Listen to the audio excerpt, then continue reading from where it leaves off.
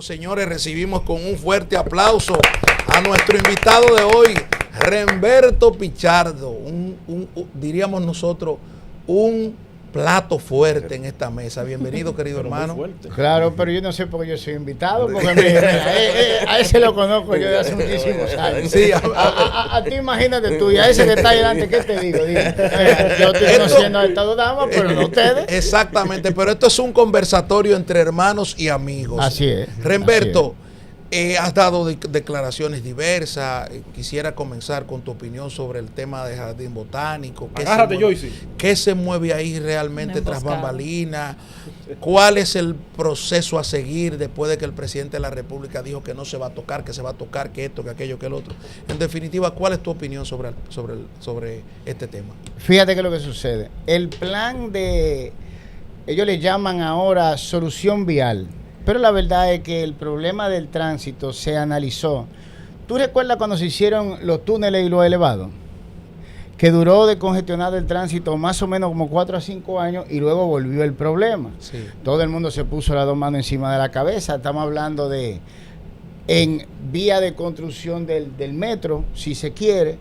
Pero la verdad es que hubo que reanalizar el problema. Y la resultante fue que no importa cuánto tú expandas la vía principal, si la vía secundaria de ingreso hacia la casa, hacia los comercios o lo que fuera, no se pueden expandir, no importa cuánto tú ensanches la vía principal, tú vas a tener el mismo problema. Porque tú estarías hablando de tú le puedes poner 2, 3, 4, 5, 10 carriles, pero al momento de tú doblar a la derecha para coger la calle para tu casa, tú te encontrarías con una callecita de un carril de ida y un carril de vuelta. Es la situación que tú tienes en el Distrito Nacional, en todos los lugares. Estamos hablando desde Piantini, Manganagua, donde tú quieras. De ahí se hizo la propuesta de un sistema alterno. Y ese sistema alterno, cuando se calculó el nivel de trauma a nivel estructural que se iba a causar aquí en la capital, principalmente, que era donde se iba a lanzar el proyecto del plan piloto, si se quiere, resultó un monorriel. Y tú dirás, ¿y por qué un monorriel? Porque el monorriel tiene a nivel estructural la versatilidad de que tú en una isleta, tú pones la columna y es una columna que va en Y. Sí. Entonces no había que romper nada. Exacto. Tú lo podías ir colocando. Imagínate, tú podías tener un monorriel sin problema, subiendo la Churchill, bajando la Churchill, la Abraham Lincoln, en la calle que tú quieras, en el Paseo del Medio cabe. Bueno, si tú te buscas los videos en YouTube de el monorriel que se está instalando en Santiago, tú te vas a dar cuenta que ellos no rompieron la calle. Ellos simplemente en la isletica del medio van poniendo la cosa. Exactamente. Pero nuestros amigos, el empresariado de aquí en esa época, entendió que ellos querían tener el mismo beneficio que tuvieron los reformistas cuando se autocobraron el pago de la campaña de Leonel Fernández. La campaña de Leonel Fernández, la primera, fue una millonada que gastó el anillo reformista, el anillo palaciego de Joaquín Balaguer, para crear un producto mediático que fue Leonel Fernández. De las más costosas de la historia. Sí, los reformistas, yo te lo puedo decir, que dejaron de contar cuando pasaron los 6,000 millones de pesos en 1996. Dios. Empezó en el 95. Y ellos se dieron cuenta del negociazo que era la remoción de tierra. Sí. ¿Tú te acuerdas que las palas, el equipo que estaba removiendo tierra para hacer los túneles, pues en realidad pertenecían a Guaro Aliranzo? Y dijeron, no, es por abajo que va, y de ahí se cambia el plan de monorriel a metro. Por las excavaciones, el monorriel tú lo montas inmediatamente, tú puedes buscar en YouTube monorriel de Santiago instalación, y tú te vas a dar cuenta que es algo bastante sencillo. Pero eso no le deja dinero a los proveedores de servicios estatales, por ejemplo, a la constructora como Metaldón, que es de los Vicini, a Acero Estrella y Ingeniería Estrella, que es de Manuel Estrella, etcétera, etcétera. Entonces te proponen una solución vial alterna que ellos saben de entrada que no fue la resultante de una investigación de expertos, no como mi amigo Milton Morrison, que lo que es ingeniero eléctrico y está ahora figurando como experto en tránsito. Sí. Y cuando tú hablas de la expansión vial, tú te puedes meter en YouTube para que tú veas el plan de la solución vial del kilómetro 9. Y ahí hay mal contado más de 12 carriles. Entonces imagínate el dinero que nos va a costar a nosotros, el pueblo dominicano, un ensanchamiento de una carretera que al final no va a resolver el problema. Oye, usted puede llevar el Botánico entero y tú vas a tener el mismo problema. Sí, y además que lo que hay que hacerle cumplir es la ley al conductor como tal, la ley. O sea, tú puedes, en Estados Unidos hay 4, 5, 7, 8 carriles, pero se cumple la ley. Remberto. Déjame decirte, yo no creo que sea un problema de ley. Lamentablemente es un problema de espacio. Y yo te voy a decir qué agravó la situación a ese nivel. Sí. Tú no puedes coger a una calle secundaria que estaba diseñada para 2 o 3 casas, meterle una torre de 70 apartamentos. ¿Por qué? Porque tú acabas de multiplicar. Vamos a suponer que tú tengas 10 casas en línea en una calle, aquí en Piantini, una callecita. Tú calculas 2 carros o una exageración de 3 carros por casa, ¿verdad? Son 30 vehículos. Ahora, si tú coges y en lugar donde estaba esa casa, en una sola, tú haces una torre de 10 pisos, ya en esa, tú tienes 30 vehículos, poniendo que es un apartamento por piso. Ahora multiplica eso por 10, donde estaban las 10 casas. Tú tienes 300 vehículos ahora. En la misma callecita que originalmente se creó para manejar 30 vehículos de 10 casas. Entonces, ahora mismo, mira, yo venía para acá y yo cogí la Gustavo. La Gustavo, después de la Churchill, es una vía, o mucho antes de la Churchill, sí, es una vía. Tiene 3 carriles. Sí.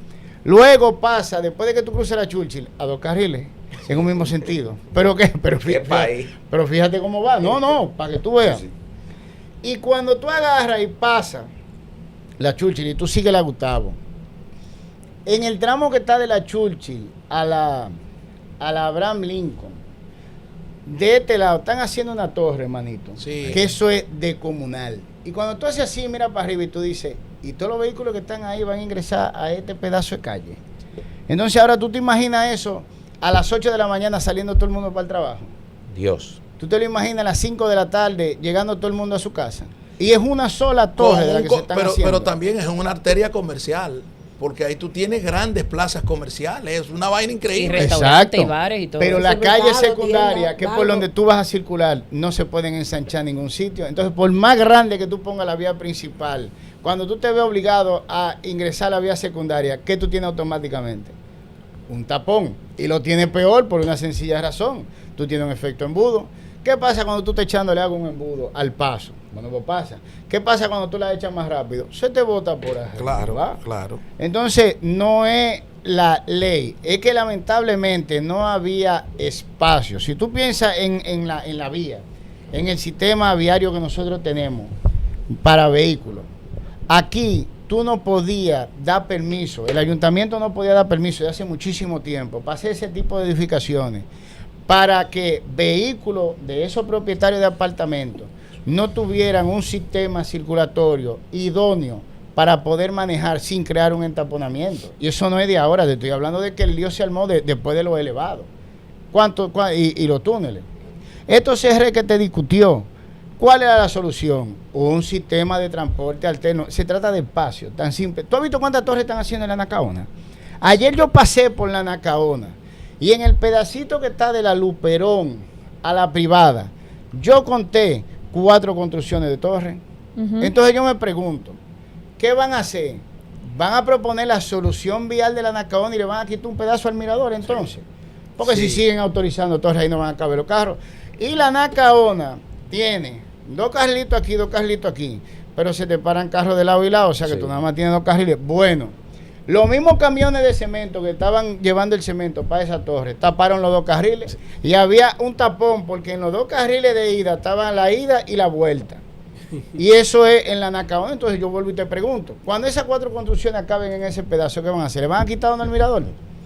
No, es que no existe, óyeme bien, no existe en el planeta Tierra una estructura estatal que sea ilimitada en cuanto a la expansión. Eso no existe. Por eso es que existen los sistemas de transporte alterno. Francia, tú no puedes cambiar una calle en París. Por eso hicieron el metro. ¿Tú quieres vivir aquí? No puedes tener vehículos, lamentablemente. Por eso te hicimos un sistema de transporte alterno. Pero dime, ¿cuál es el límite? Te llevaste el mirador, pero tú sigues dando permiso para torres. ¿Qué te va a llevar después? ¿Qué vas a hacer? ¿Para dónde vas a expandir? Entonces, ese can no tiene ninguna lógica, porque es que al final no tiene fin si tú te llevas de él, y eso no existe. Tú necesitas un sistema alterno de transporte, porque por más que tú ensanches, tú no puedes agarrar y ensancharlo todo a la vez.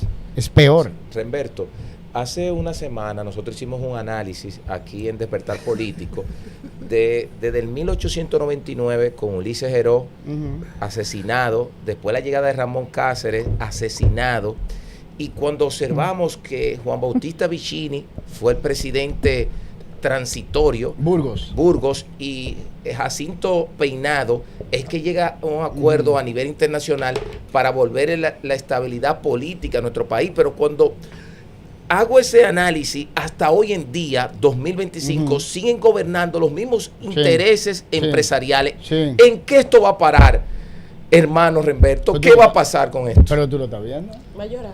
Tú tienes 72 mil millones de dólares de deuda. En el primer trimestre de este año 2025 se cogieron 3.100 millones. Trimestre, un año, tiene que multiplicarlo por 4, son 12.400 millones de dólares. Si eso tú lo multiplicas por 4 años, tú estás picando los 49.000 millones mal contados. Entonces ahora tú le sumas esos 49.000 millones a los 72.000 millones que ya debemos y estamos pasando con crece los 100.000 millones de dólares de deuda. Dime tú a mí dónde va a parar. Y la verdad sea dicha, aquí se está pagando intereses con préstamos. Pero a la vez, en cuanto a la política interna, se ha liberado todos los fondos para uso privado. O sea, hasta el encaje legal, el Banco Central lo está devolviendo a la banca privada. Y cuando tú ves, por ejemplo, la licitación de Cabo Rojo, que la gana el consorcio Cabo Rojo, y tú buscas, y tú ves que nada más habla del Grupo Punta Cana, Grupo Punta Cana, pero tú buscas cuáles son los otros miembros de ese consorcio, y tú descubres que son 3 AFP, tú te das cuenta de que ellos también están usando el dinero de las pensiones para poner su parte privada en un consorcio o una alianza público-privada. Y luego de ese tipo de maniobra identificada, ¿dónde tú crees que esto va a parar? ¿Dónde tú crees que esto va a parar? Dime. Y esto va a un paso muy acelerado a donde va. Aún así, tú tienes que empezar a buscar, ok. O sea, que usted no cree en las alianzas público-privadas. Aquí, yo te voy a decir exactamente lo que yo le dije a mi amigo Sigmund Freud Mena, 8 meses antes de yo llegar al gobierno. Remberto, quiero decir... Porque él me preguntó, esa pregunta que tú me estás haciendo, me la hizo él a mí. ¿Y sabes lo que yo le dije? ¿Son cercanos? Claro. Sí. ¿Y qué usted le respondió? En un estado como el dominicano, no. Porque el empresariado ha desmembrado el estado y tú no tienes una equivalencia de fuerza. Se supone que la parte fuerte sea el estado, pero ese no es el caso aquí. Si tú a ese empresariado que ya se le fue arriba al estado le das prerrogativas estatales, se van a tragar el estado. Porque eso es lo que tú le das. Claro. Cuando tú haces una alianza público-privada, ese consorcio que se forma, ¿qué autoridad tiene? Pública. Porque se hace la alianza público-privada, se supone o se presupone que para ejecutar algo de interés público, entonces tiene todo el poder del Estado. Y una parte se supone que viene con un beneficio para los intereses privados. Pero el consorcio completo, que ahora pasa a ser un solo bloque, tiene prerrogativas estatales. ¿Entiendes? Ahora, en un país como Europa, por ejemplo, donde tú tienes un estado fuerte, ahí tiene que comportarse todo el mundo. ¿Usted ha tenido acceso a esos contratos de los fideicomisos, por ejemplo, de cómo se reparten esas partes y cuáles son los beneficios para el Estado dominicano? Pero porque para eso fue el contrato de fideicomiso. Tú sabes lo que hacen cuando tú le pides información, y nosotros lo hemos hecho.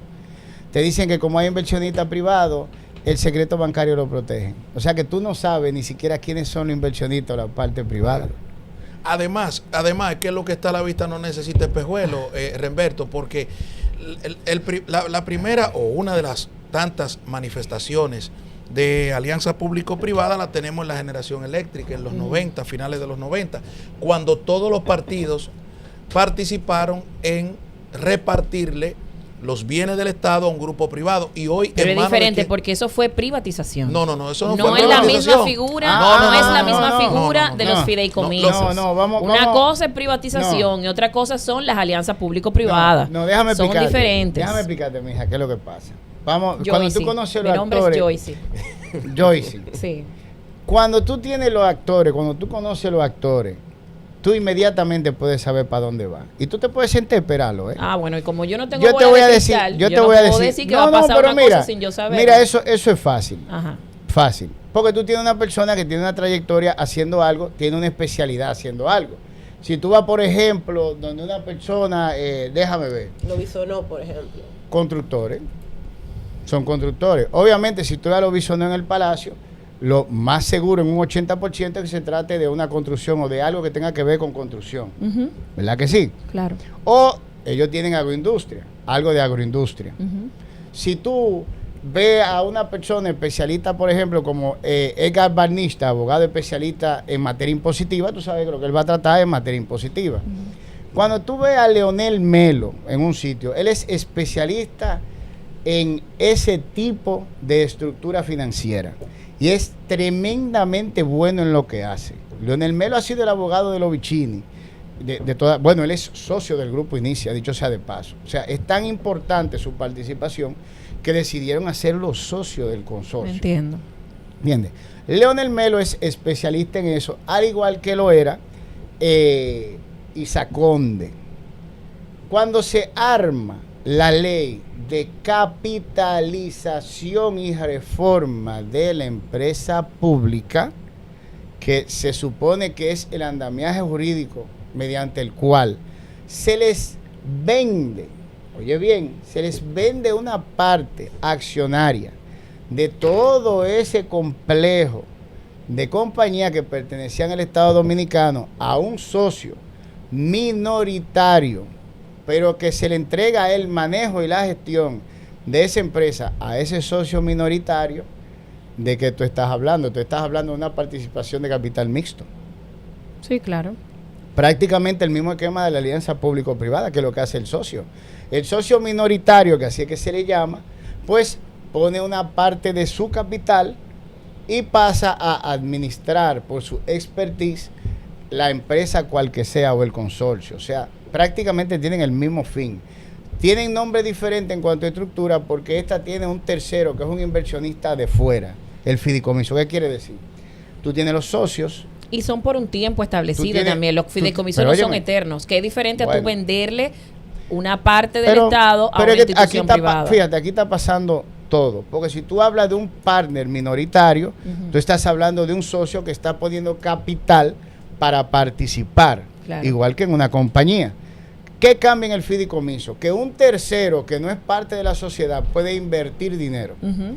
Eso es lo único que cambia, o sea, la figura del tercero. Y ese tercero es innominado. No te dan información del fideicomiso completo por esos terceros que se supone que son los inversionistas. La parte privada. Pero la única diferencia entre una cosa y otra, a nivel práctico, es que tú tienes un tercero que puede invertir. Pero en las compañías también pasa eso, y yo te voy a poner ejemplo. Ejejaina es una compañía resultante de esa ley que tú le llamas privatización. Pero la verdad es que el Estado conserva su parte dentro del consorcio. Es una empresa estatal. Pero fíjate. Eso es otra figura. Pero fíjate lo que sucede. Jaina tiene como participante HIC, Jaina Investment Company. Uh-huh. Y Jaina Investment Company tiene 30% de acciones que son del Banco Central, más el 20% restante de ellos. Pero también a su vez tiene como miembro Jaime Investment Company, si mal no recuerdo, otra compañía que permite la inversión dentro de lo que es Jaina por la parte privada. Tú puedes comprar bonos, ellos emiten acciones a venta, claro, que es un sistema muy utilizado por los chinos. Y son bichinos. transacciones usuales entre las empresas dominicanas. Pero fíjate lo que sucede, fíjate el problema que tenemos. Uh-huh. Ya con Jaina precisamente tuvimos un problema judicial. Porque, no sé si tú recordarás que el expresidente del FOMPEL le puso una querella por un supuesto desfalco de más de 10 mil millones de pesos a HIC, Jaina Investment Company, que es la parte privada, porque la parte pública de Jaina la representa el Fonper. Jenny Berenice recibe la querella. Luego Adoco se une a esa querella y engavetan la querella. La parte HIC, la parte privada, que al final es controlada por el grupo Inicia, si se quiere. Ahora mismo, si mal no recuerdo, Leonel Melo es el presidente de Jaina. Para que estemos claros, La parte pública acciona, engavetan la acción.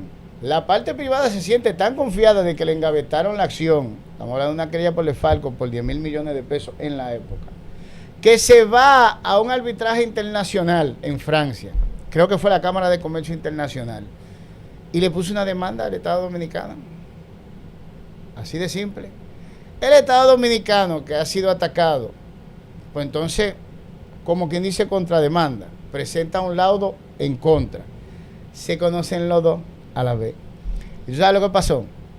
Que la Cámara de Comercio francesa, basado en la misma evidencia que aquí se depositó en la querella, pudo determinar, y así mismo lo contempló en su decisión, que real y efectivamente la parte privada estaba cargando sus impuestos a la parte pública y condenó a la parte privada, que es HIC, a una indemnización de 30 millones de dólares. Y eso está publicado en la página del Fonper. Sin embargo, sigue esa misma parte HIC en consorcio con el Estado, después de que un laudo arbitral, que fueron ellos los que apoderaron primero, determinó que estaban haciendo una maniobra fraudulenta contra el Estado Dominicano.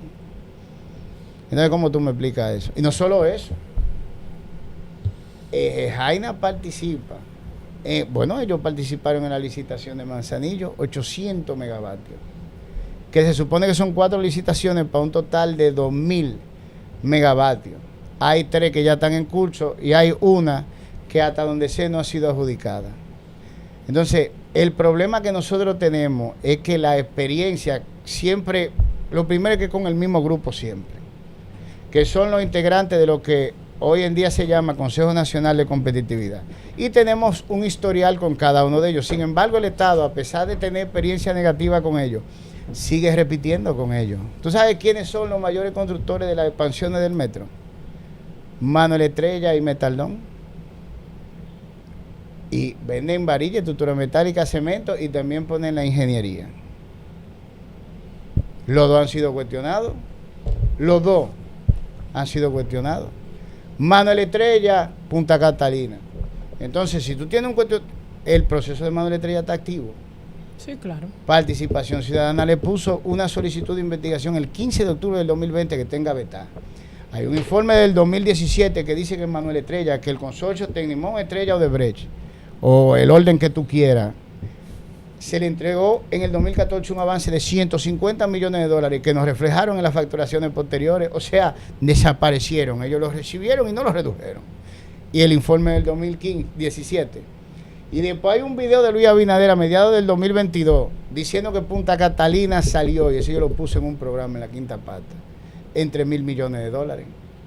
Y el informe te habla de 2.000 y pico de millones que ya estaban sobrevaluados porque tenían que ser 1.900 y pico de millones de dólares. Él está hablando de 1.000 por encima, de sobrevaluación prácticamente. En diferencia de los 150 del informe, más 104 que había que analizar, estamos hablando de más de 1.200 millones de dólares. Sin embargo, se le siguen dando obras a Manuel Estrella.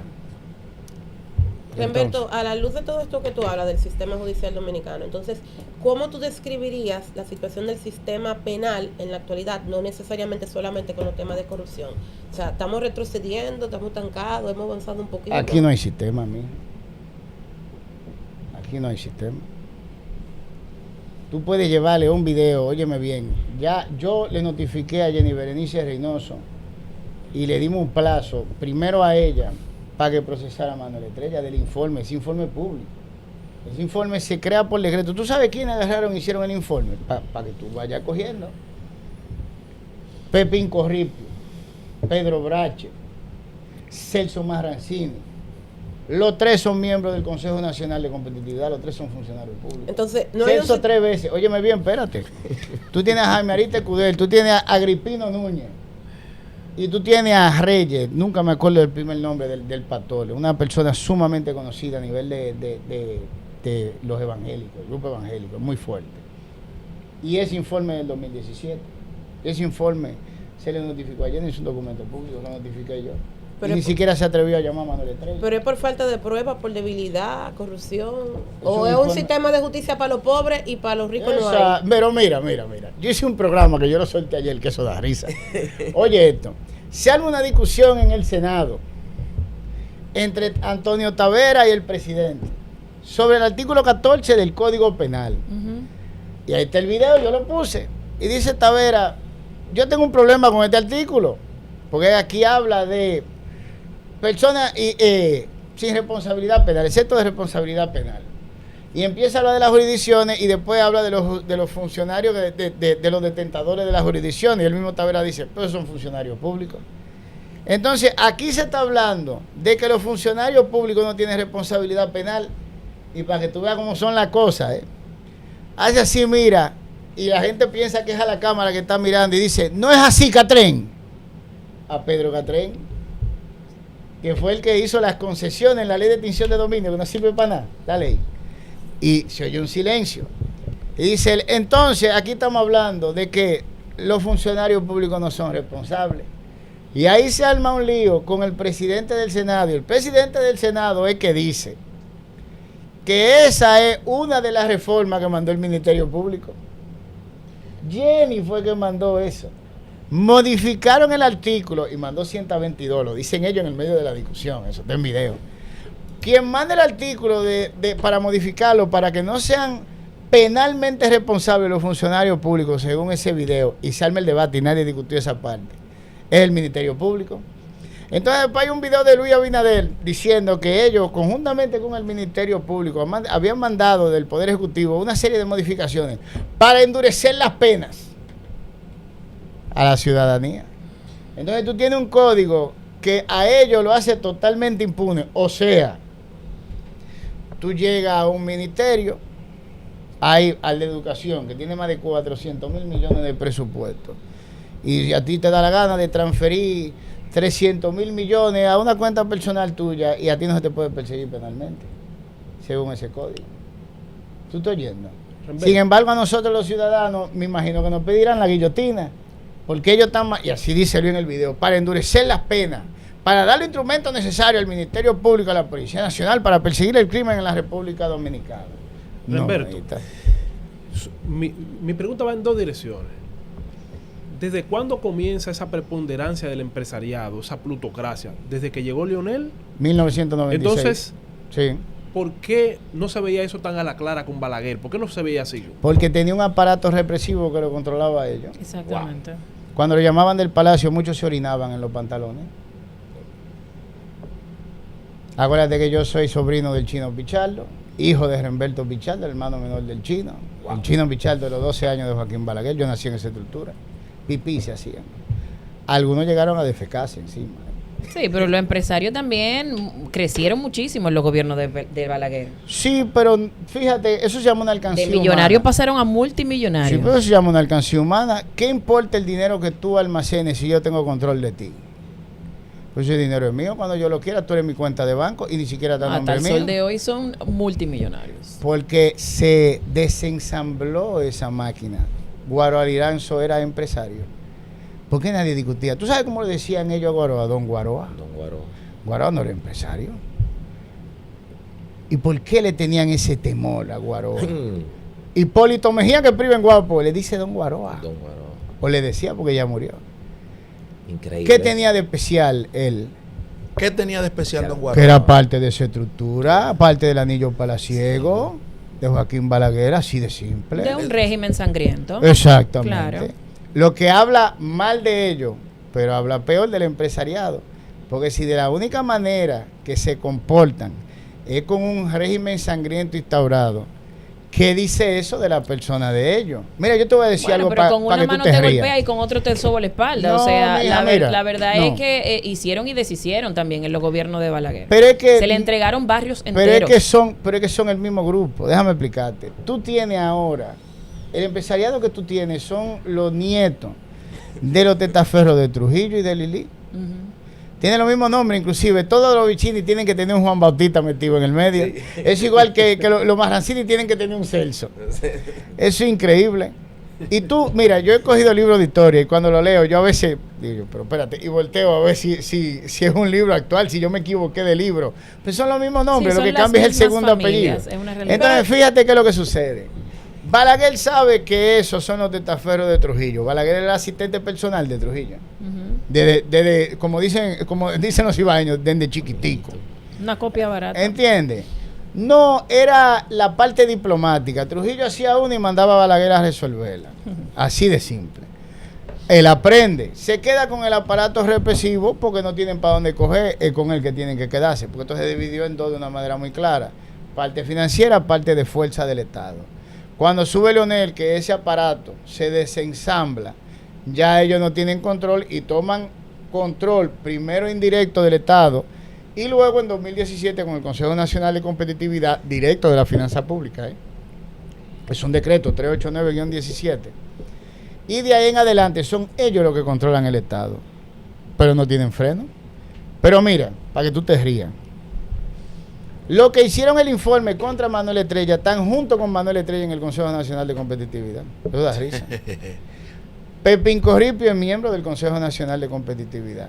Pedro Brache es miembro del Consejo Nacional de Competitividad. Celso Marrancini es miembro del Consejo Nacional de Competitividad. Y Manuel Estrella también. Pero ¿cuál es ese Consejo Nacional de Competitividad al que usted se refiere?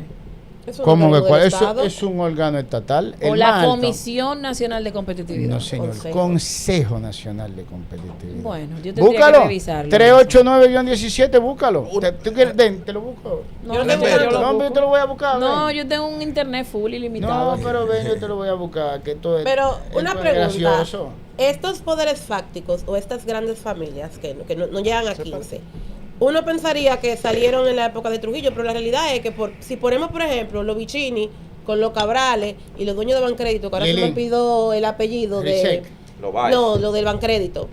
Malobae. Pellerano, tú dices. Los Pelleranos son todos primo hermano y todos eran familia de Buenaventura Bay. Estamos hablando de mucho antes de que apareciera Trujillo. Y desde esa época, por lo menos esas 4 familias han estado orbitando en los poderes económicos y en el poder político de la República Dominicana. ¿Qué pasó con la familia Báez, Remberto, en la dictadura de Trujillo?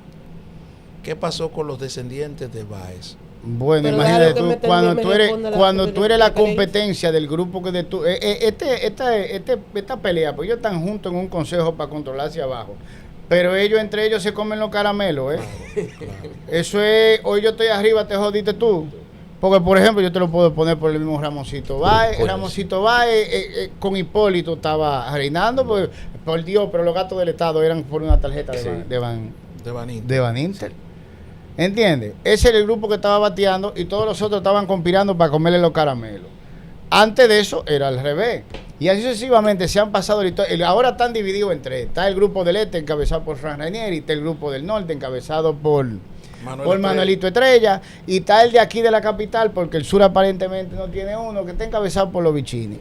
Lo que pasa es que a veces pelean en pareja, me doy a entender. Pero cuando tú hablas de Manuel Estrella, tú estás hablando de Fernando Capellán, tú estás hablando de los mismos Grullón, que son todos de Santiago. Tú estás hablando de un grupo de personas representadas que la cara visible es Manuel Grullón, igual que el grupo de empresarios del Este.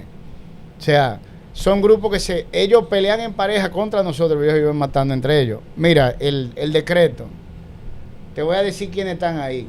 Mira, esto es el artículo 1 del decreto 389-17. Se designa en el Consejo Nacional de Competitividad como miembro en representación del sector privado a la siguiente persona: Pedro Brache, Fernando Capellán, José Miguel González, ese Gonzalito Cuadra, Manuela Grullón, Luis Molina Checal, el primero es Banco Popular, el segundo BHD, Fran Rainieri, Manuel E. Tavares, Felipe Vicini. Artículo 2, ese le hicieron el artículo a Ligia Bonetti, porque ella tiene que estar sola en un artículo. Ligia Bonetti, Está buena esa. Artículo 4. Se crea el Consejo Consultivo del Consejo Nacional de Competitividad CNC, el cual está integrado por las siguientes personas: Miguel Barleta, Rafael Blanco Canto, Roberto Bonetti, José Clase, Samuel Conde, José Luis Corripe Estrada, ¿Cuánto cuarto en ese decreto? Junto? Manuel Diez, Pedro Esteva, Manuel Estrella, Félix García Castellano. Ese es el socio de Manuelito Estrella en medio del Caribe. Ese es el grupo Linda.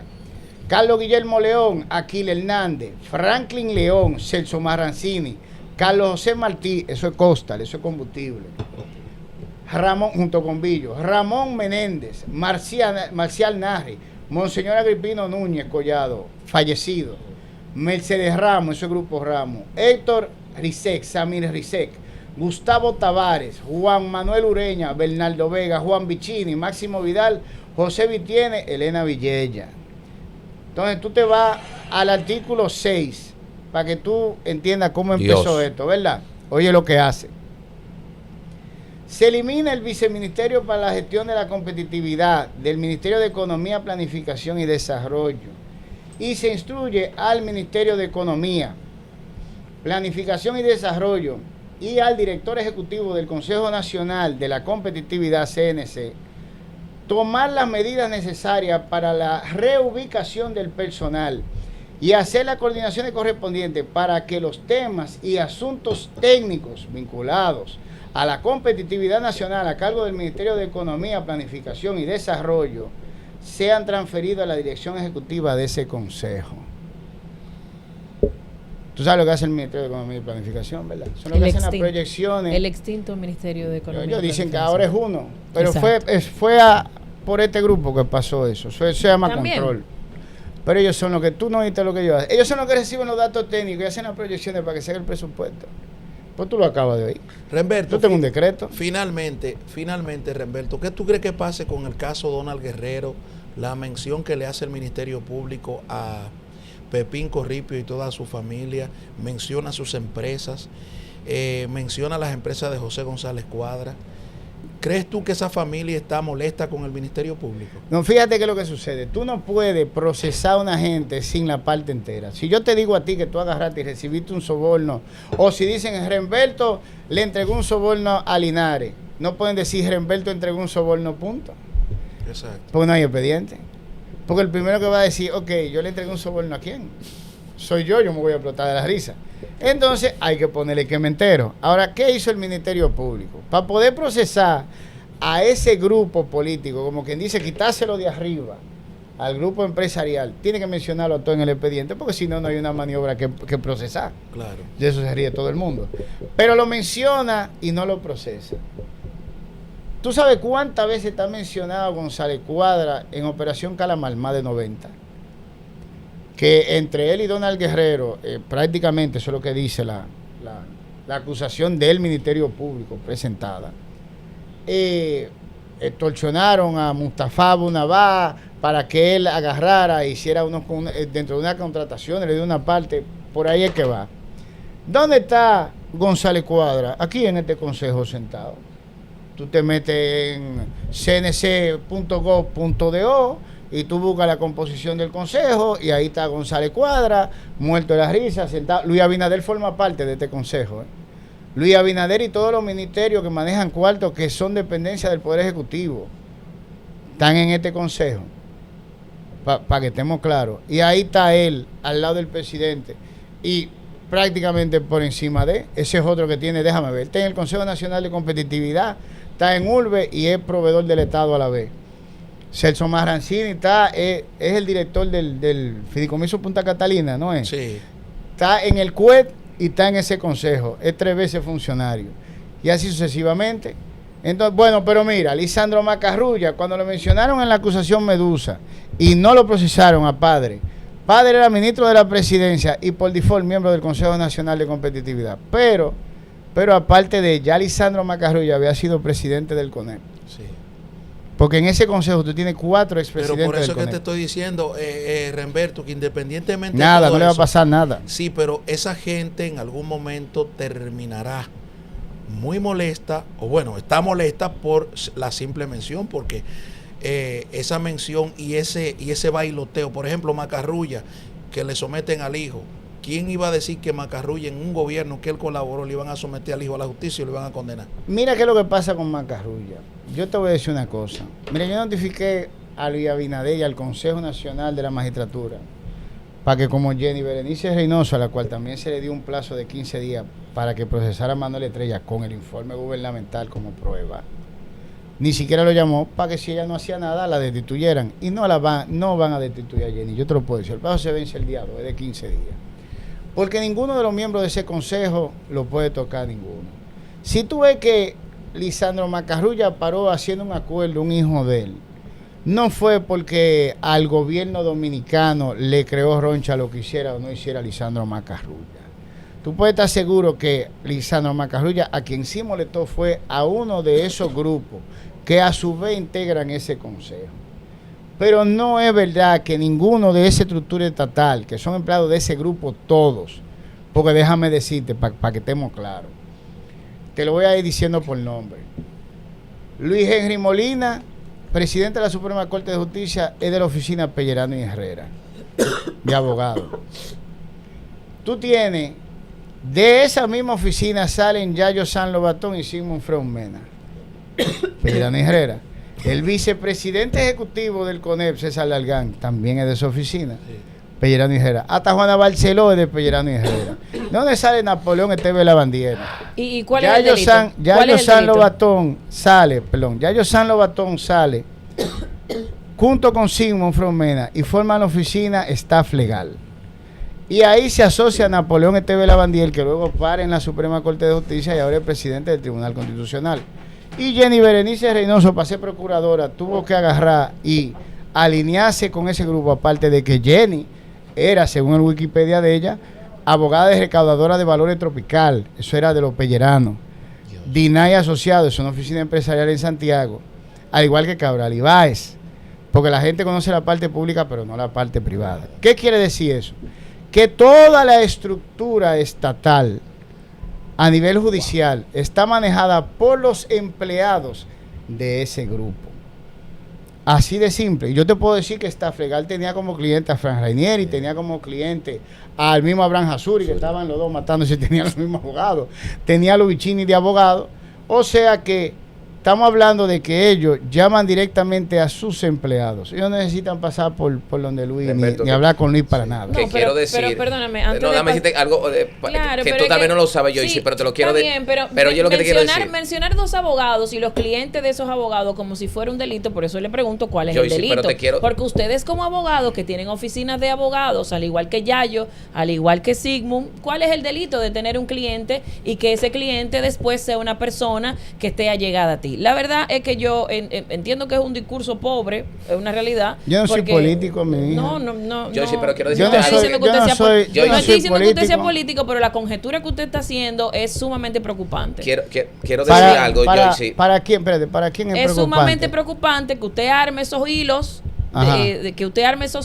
de una cosa y la otra, queriendo hacer conjeturas que no tiene nada que ver. O sea, un abogado está en su pleno ejercicio de tener el cliente que quiera. Entonces vamos a hacer una cosa. Vamos a hacer una cosa, mira. Yo hice un programa precisamente armando a quién pertenecía cada miembro de la comisión que entregó Cabo Rojo a Fran Rainieri. Y como yo aparentemente tengo una bola de cristal, yo dije que se lo iban a entregar a él 2 meses antes. Y yo lo dije, a mí me llamaron de allá de Cabo Rojo, de Pedernales, para decirme que ya los Rainieri habían ido a decir que ellos eran lo que iban a hacer 2 meses antes de la licitación, 2 meses antes de la licitación. Y que no, y que ya ellos eran lo que iban a coger control de eso, fueron a presentarse con las autoridades, etcétera, etcétera. Y yo en ese programa vinculé a cada uno de los miembros, la mitad de ellos todos son del grupo de Simón y Yayo. Y tú sabes por qué yo sé que son, y lo vinculé documentalmente. Porque nosotros somos amigos de más de 30 años. Eso es lo que yo iba a decir. Por si tú no lo sabías. Yo tengo la foto de cuando estábamos. Pero eso no tengo yo por qué saberlo. Entonces, fíjate, bueno, para que vaya aprendiendo. Y yo te voy a mandar ese programa a ti para que tú lo veas, porque lo ha visto la mitad del pueblo. Entonces, después de tiene 5 millones de después de que tú veas el programa, después de que tú veas el programa, yo quiero que tú intente hacer judicialmente o llame a cualquiera que haya intentado hacer algo judicialmente contra cualquiera de los clientes de esa oficina, en cualquier lugar. Y tú vas a encontrarte con muchos casos, porque a mí me ha llamado mucha gente, yo lo que soy abogado. No hay forma de ganar. Y te voy a poner un ejemplo. ¿Tú sabes a quién rompieron en dos como una galletita en el Constitucional? Al aeropuerto de Punta Cana de Abraham Hasuri. ¿De quién es competencia él? ¿Y qué tiene que ver eso con esos personajes que usted mencionó? Ese aeropuerto no es verdad lo que están diciendo. ¿Tú sabes por qué rompieron en dos ese aeropuerto? Porque Frank no admite competencia. Ya. Y yo te estoy diciendo que yo estaba sentado en esa oficina y a mí me dijeron, mira, tengo que dejarte, que viene don Fran para acá. Ah. Yo era subcontratado de esa oficina de abogados, por si tú no lo sabías. O sea, a mí no me lo contaron. Sí. A mí no me lo contaron. No. Cada vez que tenían el dedo cruzado, a quien llamaban era a mí. Y yo no pensé que iban a hacer lo que están haciendo. Esa es su versión. Yo no pensé que... Pues dile que vengan. Pero esa es su versión. Pero dile que vengan. Sí. Dile a Yayo que venga y se siente ahí. No. Dile a Yayo o a Simón que vengan y se sienten ahí. Vamos a compartir todo. Muchos viejos tiempos. Bueno, atrás de eso que usted anda, tal vez una entrevista de eso. Una entrevista, sí. Pero espérate, ¿una entrevista para qué, mija? Bueno, no sé. Usted que está haciendo acusaciones al aire y diciendo cosas y diciendo una cosa y otra y no es capaz de presentar Giovanni, una primera prueba. Giovanni, pero yo no he presentado pruebas, yo he hecho programas sobre eso. No, por programa hace cualquiera. Hay gente presa por programa. Sí, bueno, pero dile que me caigan atrás. Está bien, no hay problema. Eso es lo de menos. Tú le dices que me caigan atrás y ya. Esa es su versión. Pero dile que me caigan atrás. No, pero esa es su versión. Eso es lo de menos. Usted tiene libertad. ¿Verdad? Y tú también. Pero por supuesto. Dale. Pero llámale y dile que venga. No tengo que llamar a nadie atrás de eso que usted anda. Tú sabes que es usted que anda atrás de eso. Pero no mira, para que tú te rías. Tú sabes que yo estaba haciendo un en vivo de Santiago Matías sobre Jet Set. Y estábamos hablando nosotros precisamente de tema en el aire. Y Yayo llamó. Le escribió a Santiago. Ajá. Y yo te recomiendo que veas. Yo te voy a buscar la fecha de ese en vivo, para que tú veas lo que yo le contesté a mi amigo Yayo. Ahora, déjame decirte una cosa, como yo te dije, yo no soy político. Lo que yo estoy haciendo no tiene ningún fin más que el futuro de este país, porque yo tengo una hija de 5 años. Si yo no tuviera una hija, tú puedes estar segura que quizás yo ni aquí estuviera. Yo te lo digo sinceramente. Ahora, yo sí te puedo garantizar una cosa. Yo tengo 4 años en este CAN y yo no he recibido una sola notificación. ¿Sabes lo que significa eso? Que de alguna manera yo no sé por qué. O no le hacen caso. Yo no sé por qué. O no le hacen caso. Pero yo lo tengo en WhatsApp. Yo lo tengo en WhatsApp. ¿Qué tú quieres que le escribamos? Dime. ¿A quién tú quieres que le escribamos? Dime. Sí. No. Dime, ¿qué tú quieres Giovanni que le escribamos? Quiere hacer una pregunta. Ahora quiere hacer una pregunta, pero mira, toma, ven. ¿Qué tú quieres que le escribamos a Yayo? Es que eso no lo tiene todo el mundo. Hay que ver si pero ven. ¿Qué tú quieres que le escribamos? No. Dale. No. Ahora tiene una pregunta a él. No, pero ven, mira, ven. Remberto, no. Mira, pero que lo que soy yo, Giovanni, para que no me venga a acusar. Mira. Remberto, yo tengo un míralo ahí, ese es el de Yayo. Mira, yo le mando todos los programas. Sí. ¿Y escribe lo que escribe, no se atreve a contestar. Bueno. Escribe lo que tú quieras, no dale. Le hacen caso. No. Escribe lo que tú quieras. Yo seguiré ese ejemplo. No escribe lo que tú quieras. Remberto, yo tengo una tesis. Yo tengo una tesis. Le voy a poner aquí está Remberto acabándote. Sí. Yo voy a poner así ahora. Pero que eso es lo que él quiere. Atrás de eso es que anda. Escribe lo que tú quieras. El protagonista es Remberto. Escribe lo que tú quieras. El invitado. Pero tú no te entiendes el ataque yo te quiero felicitar. No, y déjame decirte. Oye, bien, te lo voy a decir aquí. Ya yo lo he dicho en otro sitio. Cuando se venza ese plazo de ese acto, yo sí voy a hacer una cosa. Y te lo voy a decir a ti desde ahora. Yo voy a rearmar esa máquina, porque yo sé dónde están las piezas y yo la puedo rearmar. Porque lamentablemente, mija, esto se ha vuelto un relajo. Esto es asqueroso. Y yo no soy bueno, ni con sopita, y ese grupo lo sabe. Pues me conocen desde hace 30 años. Ya. Y y le prendo una velita a Papá Dios que está ahí arriba, por ello. Y esto yo se lo he dicho a ellos de frente. Así que tú puedes opinar, puedes decir, puedes hacer. Me tienes sin cuidado. Yo no le pedí permiso a nadie para hacer lo que estoy haciendo. Ni lo que voy a hacer, ni lo que he hecho. Así de simple, mija. O sea que Me da igual porque esto va como quiera. Remberto. Así de simple, manita, te lo digo. Como quiera va. No hay problema. Así mismo que no puede haber, porque no puedes evitar nada. Wow, Linares, después no me diga a mí. Sí, Okay. Sí. No puedes evitar nada. Sí, Remberto, no hay nada que evitar, yo te quiero felicitar y también quiero dar fe y testimonio porque yo tengo una amistad, no llego a los 30, tengo una amistad de 25, 26 años con esa persona y hasta le estoy pidiendo al director, cuando ese joven escribe su libro de su relato en Francia, tú estás en una de esas fotos del libro de él. Claro. Quiero decirte. ¿Y tú sabes quién está también? ¿Quién más? Hay muchos. No, déjame decirte. Los amigos. Déjame decirte. Alex Rojas Mondesita ahí. Alex Rojas Mondesita. Hola, director. Que está en el expediente Medusa. Alex Rojas, amigo de nosotros, hermano de nosotros. Hermano de nosotros, Alex Rojas, y yo no tengo por qué negarlo. También estaba ahí. Y muchas personas de las que están en ese expediente. ¿Tú sabes quiénes son pana? Jean Alain y Yayo. Para que tú estés claro. Mío, pero ¿qué es esto? Y tú lo puedes preguntar, él te lo va a decir. Sí, él te lo dice sin problema, Así de simple. Y estamos todos en foto. Está Alex Rojas Mondesita, Yayo, está Simón. Yo la tengo en la foto. Si tú querías, te la dejo para que la ponga. Y quiero decirte, estamos todos ahí. Remberto, que en la campaña él siempre afirmó que era abogado de esa familia, claro, y que esa familia estaba detrás de él. Esos fueron uno de sus atributos para que Luis ganara. Pero quiero, estimado hermano, cuando caigan todos presos aquí, a mí me sacan. Hablamos de todas esas deudas. Luis tiene con qué terminar en estos 3 años las obras que estaban en proceso. No, el dinero no está aquí. Si lo hubieran invertido en la obra, si hubieran acabado las obras. ¿Por qué tú paras una obra? ¿Cuál es la única razón por la cual un contratista para una obra? Porque mientras más rápido acaba, más rápido cobra. Ellos cobran por cubicaciones. ¿A quién es el primero que no le conviene para una obra? Al contratista que la está realizando. ¿Cuál es la única razón por la cual un contratista privado o estatal te para una obra? Porque no está recibiendo el dinero. Pues no tiene garantía, él no va a agarrar y va a invertir en la obra si tú no le estás pagando. No es verdad que él va a seguir poniendo cuartos si tú le debes 3 cubicaciones atrás. Wow. Y más cuando se habla de una estructura de millones de dólares, porque entonces queda él enganchado con millones de dólares. Cuando tú ves que una obra estatal se para, es por falta de dinero. Entonces, mire, eso es lo mismo que pasó, por ejemplo, con los cuartos de Aerodón. Aerodón se supone que pagaron un canon de 700 y pico de millones de dólares. X cantidad de meses, 6.